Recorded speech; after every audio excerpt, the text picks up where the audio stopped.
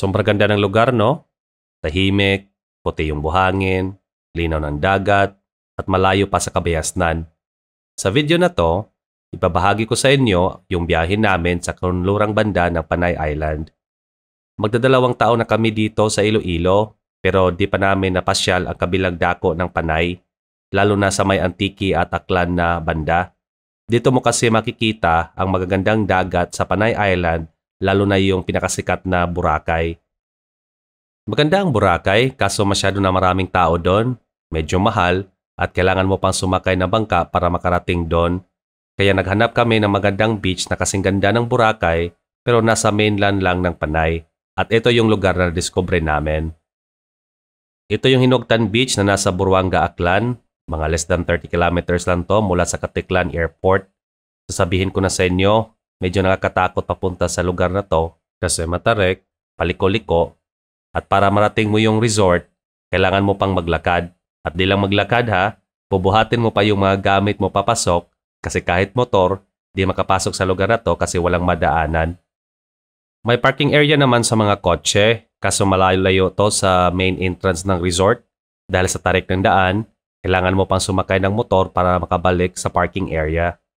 Ito yung mga nabayaran namin nung papasok kami sa resort. Environmental or entrance fee, 100 pesos per head. Parking area para sa mga kotse for overnight, 150 pesos. Parking sa motor, well, di ko na alam kasi di naman kami nagmotor eh. Pamasahe sa motor, papunta at paalis ng parking area, 50 pesos kada sakay. Sa resort naman, 3,800 para sa 4 na tao with free breakfast na yan. At ito rin dapat yung malaman, walang signal sa lugar na to so di kayo makatext or makatawag. Pero ang dami nilang MIMO antenna para sa piso wifi. Halos kada kanto may piso wifi slot. So yes, pwede kang makapag-internet. Pero based sa experience namin, yung internet nila paputol-putol.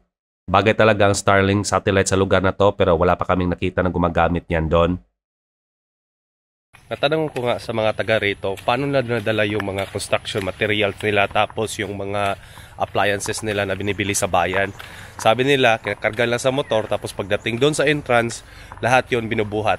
Isipin mo, kung magpapatayo ka dito ng bahay, yung mga semento, mga kabilya, at iba pang mga materyales, binubuhat nila ng kamay lang para lang mapunta dito sa or ma-deliver dito sa beachfront. So medyo challenging.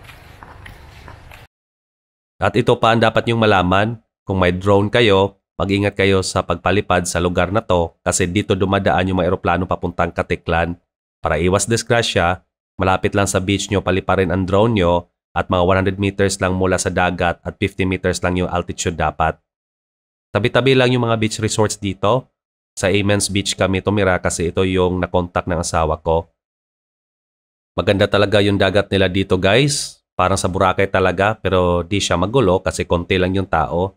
Yung buhangin nila parang pulbos at yung tubig naman sobra pang linaw. May nag-offer din ng island hopping at scuba diving dito pero di na namin inavail yung mga yon. Sinama na rin namin si Mama sa adventure namin kasi si Auntie Lucy, yung best friend niya, ay nakatira sa Pandan Antique. Mahigit 1 dekada na rin kasi silang hindi nagkita kaya sinamantalan namin yung pagkakataon para magkita sila ulit at para makapasyal na rin si Mama sa bahay nila. Maganda din yung lugar nila Auntie Lucy sa Pandan, malapit sa palayan at ang ganda pa ng mga bundok sa paligid. Sobrang sariwa talaga ng hangin doon. Ito yung kwarto na kinuha namin, parang bahay din sa laki. So ito yung kwarto namin, may isang malaking bed dito tapos since 4 kami, dagdag kami ng isa pang foam, kasya yung 2. Tapos may table dito. Tapos ito yung CR. Malinis. Yan, may TV pa. Kaso walang signal yung or nawawala yung data signal eh. So, yung local channel lang pinapanood namin. Pagdating namin dito, nagtambay lang kami sa beach kasi pagod ako sa pagdadrive. Mahigit 4 na oras kasi kami sa kalsada bago namin marating tong lugar na to. Pinanood na lang namin yung sunset habang nagkukwentuhan sila Mama at Auntie Lucy. Kinaumagahan, naglibot-libot ako sa beach. Ito yung entrance nila. Mga motor lang pwede mag-park dito at hanggang dito lang sila kasi hagdanan lang ang daanan pababa sa resort. So ito yung papasok nila dito sa papunta sa resorts doon sa baba. So lalakarin mo talaga to. So sa mga medyo bata pa okay lang. Pero sa mga edad na tapos may mga rayuma pa, di ko masasuggest na dumaan kayo dito. Pagbalik ko sa room namin, nakahanda na pala yung agahan namin at dito na kami kumain sa cottage. Pagkatapos namin kumain, naglibot-libot kami sa beach. Ayos talaga tong dagat nila dito, sobrang linis. Tapos hindi masyadong marami yung tao. Lalo na pag early in the morning, maganda maglakad dito. Tapos dito sa may left side na banda ng dagat, kasi cove kasi itong lugar na to. So, tahimik din. Yan o, elevated yung lupa. O yung buhangin pala. So kita nyo naman yung tubig, sobrang linis. Malaburakay talaga siya na beach. Pero di masyadong mahal. Di na kami nagtagal sa resort na to guys kasi ikutin pa namin ang west side ng Panay Island. Umalis na kami sa resort bago ang tanghali para doon na lang kami mananghalian sa bahay nila Auntie Lucy sa Pandan. So kahit sandali lang kami dito, sulit naman yung experience namin.